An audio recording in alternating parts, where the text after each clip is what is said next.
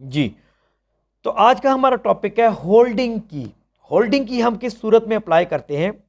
Holding की हम इस सूरत में अप्लाई करते हैं, अगर एक पार्टिसिपेंट आपसे या आपसे कस्टमर एक कॉल करता है और कहता है कि सर आप पहले मेरी शहबाज साहब से अब्दुल्ला साहब से बात कराइए, उसके बाद दूसरी आपने बात करानी है अब्दुल वाहिद साहब से। अब क्या चीज़ है कि आप जब होल्डिंग की अपना सर अब्दुल वाहिद, क्योंकि जब वो कॉल एंड होगी तो ऑटोमेटिकली कॉल को एक्सचेंज ड्रॉप कर देगी। लेकिन अगर आप होल्डिंग की को अप्लाई कर देंगे तो क्या होगा कि वो आपकी कॉल ड्रॉप नहीं होगी।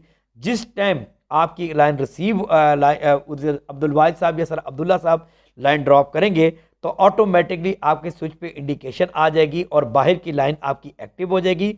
आप कॉल ट्रांसफ़र का बटन दबाकर दूसरे पर्सन से बात करवा सकते हैं। अच्छा, दूसरी सूरत में होल्डिंग की इसलिए लगाई जाती है कि जैसे एक मैनेजर की बात हो रही है मेन ओनर से, और एक आदमी जो अकाउंट्स का बंदा है वो मैनेजर से बात करना चाह रहा है, और वो कहता है कि जिस टाइम ये लाइन फ्री हो तो ऑटोमेटिकली मेरे पास इंडिकेशन आ जाए और मैं फ़ोन उठाकर उनसे बात कर लूँ कि बार बार मुझे फ़ोन मिलाने की ज़रूरत ना पड़े।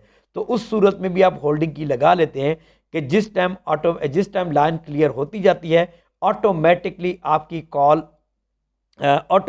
आपकी इंडिकेशन होती है। जिस टाइम आप फ़ोन उठाते जाते हैं तो with in a second manager के नंबर पर रिंग जाना शुरू हो जाएगा।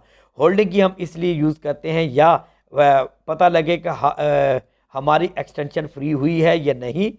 दूसरी बात है कि पता लगे कि दूसरी सेकंड टाइम हम इस पॉइंट ऑफ व्यू से इसको अप्लाई करते हैं कि अगर एक पार्टिसिपेंट टू सेकंड पार्टिसिपेंट हमने बात करवानी है और एक ही कॉल में हमने बात करवानी है तो वो हमारी एक्सचेंज बाहर की लाइन यानी एक्सटर्नल लाइन को ड्रॉप ना करे। तो ये थी हमारी होल्डिंग की कि एक पर्सन से दूसरे पर्सन पे एक ही कॉल पे बात करवाना, ये होल्डिंग की कंसिडर करवाता है। तो इंशाल्लाह मिलते हैं नेक्स्ट टॉपिक में।